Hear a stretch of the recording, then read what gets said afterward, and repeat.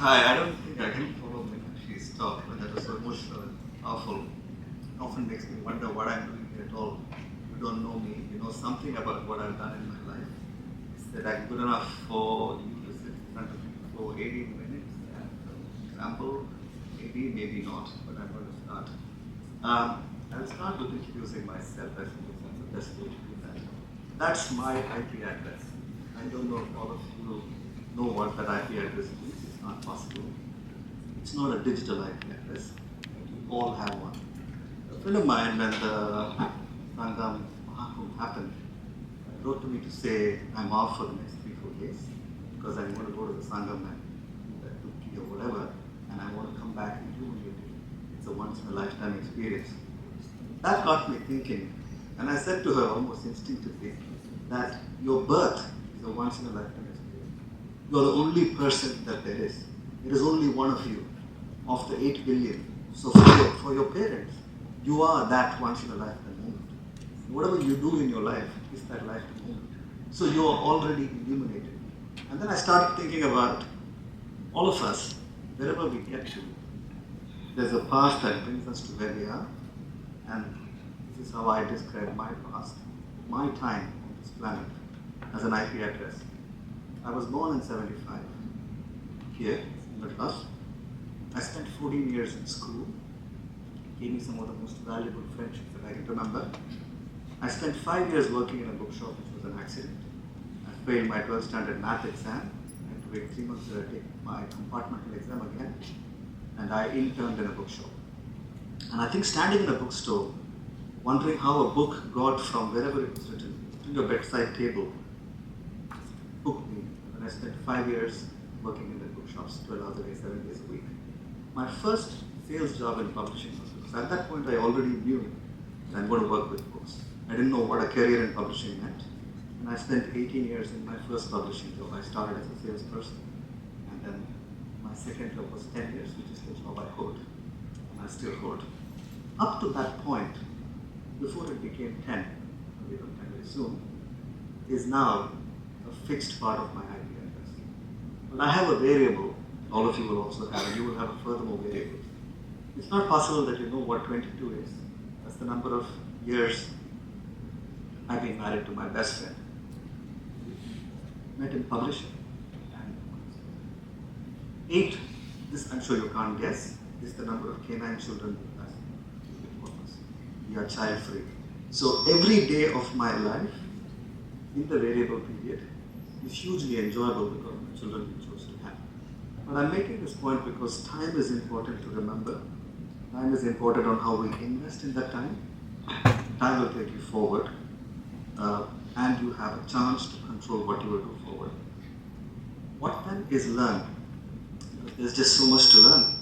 From the time we started standing up, walking, learning to ride a motorcycle, listening to music, appreciating art, reading poetry, I still can't, enjoying a movie, learning a new skill, making friends, learning to forget things that you don't want to remember, and so on and so forth. As we keep learning every day and then we don't give it enough time to absorb, why are we flirting with the idea of unlearn? I don't know what unlearn means, so I'm actually the least reliable narrator on this stage today. I've spent a significant part of my life working in books. So that books are an indication of that time. Books are about creativity. Books take a long time making. Books are somebody's art, somebody's effort, somebody's passion. They convert it into something and then they give it to a publisher and they're just medium in the process.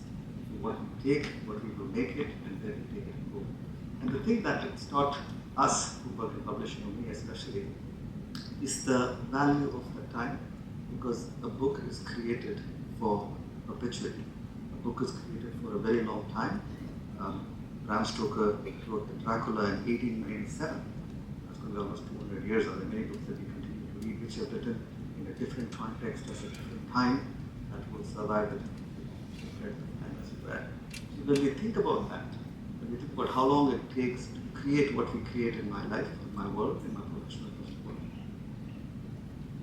that I often tell ourselves is that we don't pause. We don't pause to think about what has happened to us. We're constantly working or expecting the next notification. We're expecting that next red-hearted emoji. We don't value the time which is non-digital that you can spend with someone, listening to them speak, having them hold your hand, feel their breath, and let that human connection touch you. And we're so caught up in what is the next digital moment, or that next efficiency of the doctor's office students, or that next data science moment. So if we don't learn to pause, I don't think we let that time affect us, and I don't think we let that time let us learn something new. Which brings us to read. I've now spent such a long time with books that this is both an occupational hazard, something that I've learned to do out of sheer pleasure. We all read all the time. From the first picture book that I bought at Higginbotham's in Chennai, to the last board meeting where we're discussing what India is reading, should be reading. Books are part of our natural DNA, as it were.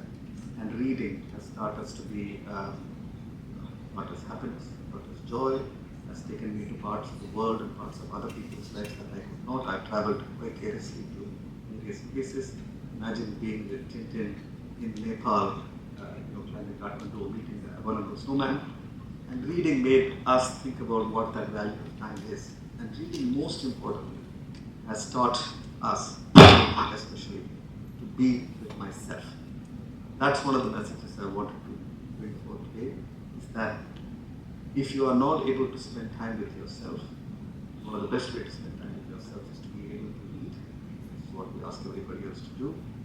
That teaches you more than anything else ever. It makes you kind, it will make you empathetic, and I'll bring back again is that it will teach you to spend time with yourself. Now, I asked for everybody to bring a book, and I'm going to run an experiment because I don't think I need 80 minutes. So, I've got a new book, and I'm going to test this case to say if you can spend time with yourself at all. I don't know how many minutes I have left, but I'm going to read for the next 5, and I'd like a cue for 5 minutes from now. I'm going to stop talking. I'm going to ask you all to read the book you brought. You're already reading it. Great. If you're going to start a new book, turn to the page which is the letter book, and please read. If it makes you uncomfortable, then your time to unlearn starts now. Okay. I'm not reading aloud. That's what you thought. Okay, badly. I ask you to read the book you brought.